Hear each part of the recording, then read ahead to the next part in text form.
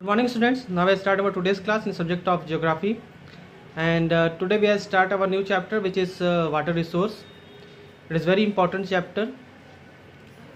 तो जल संसाधन वाटर रिसोर्स के बारे में हम लोग बात करेंगे, और उसके पहले महत्वपूर्ण तो ये है कि जल की उपलब्धता, यानी कि कितना धरती पर फ्रेश वाटर हमारे लिए उपलब्ध है और हम किस प्रकार उसका यूज़ कर रहे हैं, जिससे कि वाटर स्कैर्सिटी की प्रॉब्लम को हमको फेस करना पड़ रहा है। वाटर पॉल्यूशन हम बहुत तेज़ी से बढ़ा रहे हैं। हम इसको ठीक कैसे कर सकते हैं, इन चीज़ों को कंट्रोल कैसे कर सकते हैं, और भविष्य में हम ऐसे कैसे प्रपोजल्स बनाएं ताकि इस वाटर स्कैर्सिटी के प्रॉब्लम्स को दूर किया जा सके, वाटर को पॉल्यूट होने से बचाया जा सके, और उसके साथ साथ जो इसकी डिमांड बढ़ती जा रही है, इस डिमांड को हम कैसे फुलफ़िल करें। तो और सबसे बड़ी बात मैं बताऊं तो हमारे देश के एक बहुत माननीय प्रधानमंत्री श्री अटल बिहारी वाजपेयी ने एक बहुत समय पहले ही यह भविष्यवाणी की थी कि विश्व में तीसरा विश्व युद्ध जल को लेकर के होगा। यानी कि अब पानी को लेकर के स्थितियां इतनी विकट हो जाएंगी कि हम युद्ध तक, मरने मारने तक उतारू हो जाएंगे। पानी चूँकि सबसे ज़रूरी और सबसे सहज रूप से उत्पन्न प्रकृति से प्राप्त हमें एक ऐसा संसाधन है जिसे कहा जाता है कि मानव ने इसका कभी मूल्य नहीं समझा।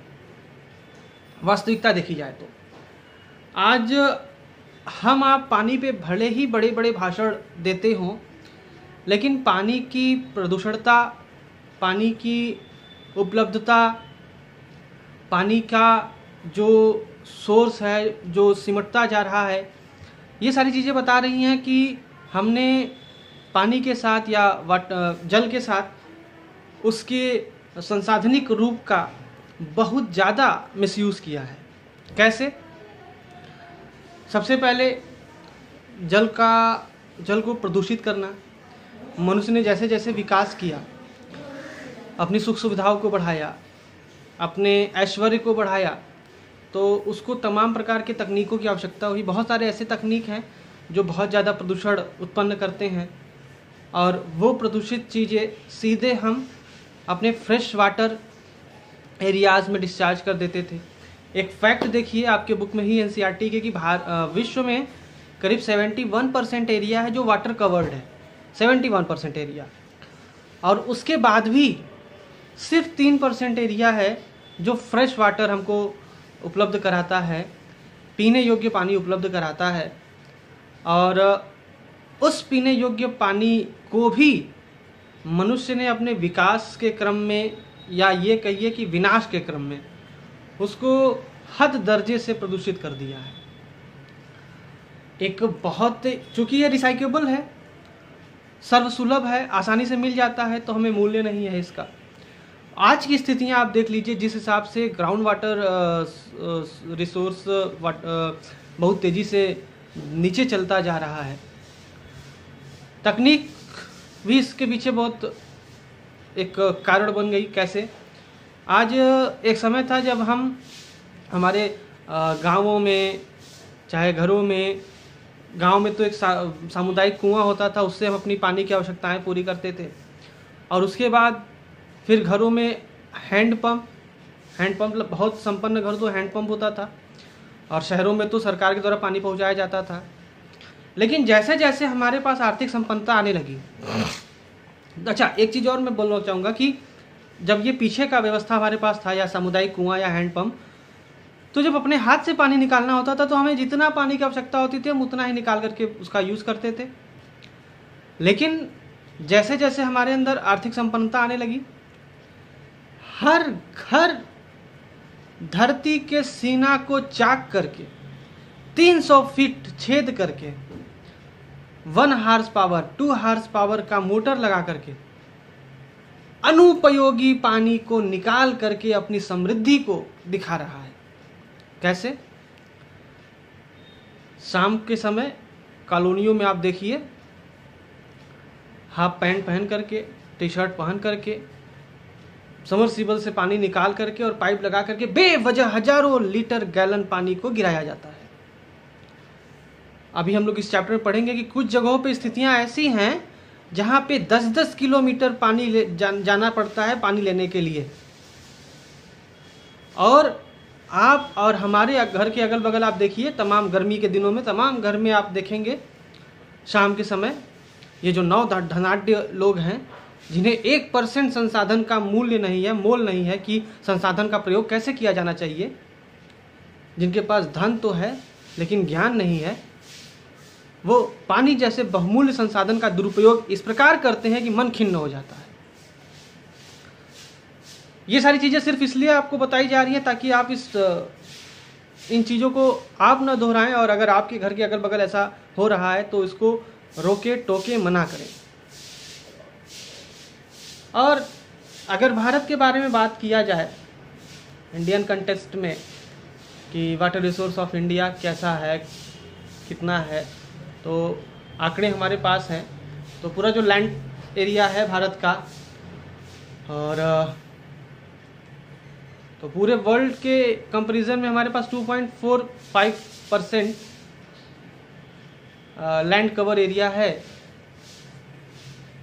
और अगर वाटर रिसोर्स की बात की जाए वर्ल्ड के कंपैरिजन में तो 4% वाटर रिसोर्स है, लेकिन अगर यही पॉपुलेशन की बात की जाए तो 16% है। यानी वर्ल्ड में जितने भी लैंड मास हैं उसमें हमारा पार्टिसिपेशन 2.45%, जितने भी वर्ल्ड में वाटर रिसोर्सेज हैं उसमें हमारा पार्टिसिपेशन 4%, और उसी के साथ जितना भी वर्ल्ड में पॉपुलेशन है 16%। अब आप अंदाज़ा लगाइए कि किस प्रकार से हमारे यहाँ आबादी बढ़ती जा रही है। पहले से ही हम ज़्यादा हैं। इसको ऐसे समझिए कि एक परिवार है, एक बड़ा घर है और हर परिवार को उसमें कमरे मिले हुए हैं। तो एक कमरा सही नाप का सबके लिए है, तो एक कमरे में 4 लोग हैं, एक कमरे में 5 लोग हैं, और सबके लिए 2 मटकी रखी हुई है पानी का मटका पीने के लिए। तो वो लोग फुलफिल आराम से पानी पी रहे हैं, कोई दिक्कत नहीं है। लेकिन वही जब हमारे कमरे की बात आ रही है तो हमारे कमरे में 16 लोग, आबादी हमने बढ़ा ली 16 लोग, और मटकी सिर्फ 1। अब हम कैसे रहेंगे? कमरा भी छोटा हो जाएगा, पानी की भी कमी रहेगी, लोग इतने हैं तो हो सकता है कि डेंसिटी ज़्यादा होने की वजह से तमाम प्रकार की बीमारियां उत्पन्न हो जाएं, तमाम प्रकार के कॉन्फ्लिक्ट रिसोर्सेज कम हो जाएंगे। जाहिर सी बात है, 2 मटकी अगर हमारे पास भी है तो फुलफिल थोड़ी है 16 लोगों के लिए, वो 4 लोगों के लिए फुलफिल है। तो इस चीज़ को ऐसे समझिए। अब अगर प्रेसिपिटेशन यानी बरसात के माध्यम से हमारे यहाँ कितना वाटर हम पाते हैं तो ये करीब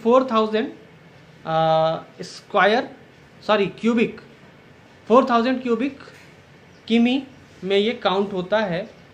यानी कि प्रति घन करीब 4000 घन किलोमीटर यानी क्यूबिक वाटर हमारे यहाँ प्रेसिपिटेशन से मिलता है। यानी 1 किलोमीटर में इतना पानी बरसता है। हम पूरे लैंड मास का लेंगे भारत तक के, इतना पानी हमें प्राप्त होता है प्रेसिपिटेशन से। और उसके बाद जो ग्राउंड वाटर है, और ग्राउंड वाटर के साथ साथ रिप्लेनिशेबल ग्राउंड वाटर है, सरफेस वाटर और रिप्लेनिशेबल ग्राउंड वाटर है, वो करीब 1869 क्यूबिक स्क्वायर किलोमीटर हमारे यहाँ उपलब्ध है। और इसमें से केवल 60% पानी का हम लोग उपयोग कर पाते हैं, यूज़ कर पाते हैं, बेनिफिशियल यूज़ कर पाते हैं। और इसके साथ साथ देश में अगर हम टोटल में देखें कि देश में टोटल कितना बेनिफिशियल वाटर रिसोर्स है या यूटिलाइज करने लायक कितना वाटर रिसोर्स है, तो वो यूटिलाइज करने लायक पूरा वाटर रिसोर्स हमारे यहाँ 1122 क्यूबिक किलोमीटर किमी है। पूरा 1122 क्यूबिक किमी तो सबसे पहला हमारा है surface water resource. Surface water resource किसे कहते हैं?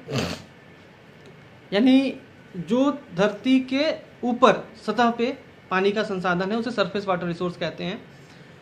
जैसे नदी हो गया, इसमें देखिए दिया है these are rivers, lakes, ponds, tanks, ये सारी चीज़ें सरफेस वाटर रिसोर्स में आएंगी। हमने ड्रेनेज सिस्टम क्लास 11th में ये पढ़ा भी था कि काफ़ी प्रचुर मात्रा में हमारे यहाँ नदियाँ बहती हैं। और अब इसमें कुछ फैक्ट्स हैं। देखिए सबसे पहले तो सरफेस वाटर रिसोर्स के 4 सोर्सेज हैं, जिसमें है river, lakes, ponds and tanks. ये 4 मेन रिसोर्स हैं। इन्हें हिंदी में नदी, झील, तालाब या तलैया और उसके बाद तालाब। पॉन्ड्स को तलैया कहते हैं और टैंक्स को तालाब कहते हैं। अब हमारे देश में अगर देखा जाए जितनी भी नदियाँ और उनकी ट्रिब्यूटरीज हैं उनकी लंबाई करीब 1.6, टोटल तो हमारे पास 10,360 रिवर्स और ट्रिब्यूटरीज हैं। ये आपके पास डाटा यहाँ पे दिया होगा। और 1.6 किमी से अधिक इनका लेंथ इससे ज़्यादा ही है, और जितनी भी नदियाँ हैं उससे छोटी कोई भी नहीं है। और भारत में जो सभी नदी हैं, यानी कि जितनी भी हमने अभी काउंट किया काउंटेबल नदी हैं, the mean annual flow of the river basins in India estimated to be 1,869 cubic किमी। यानी कि जितनी भी हमारे यहाँ ये नदी बेसिन है उनका जो एवरेज वार्षिक मतलब एवरेज ईयरली जो फ्लो ऑफ वाटर है वो करीब 1,869 क्यूबिक पर किमी का है।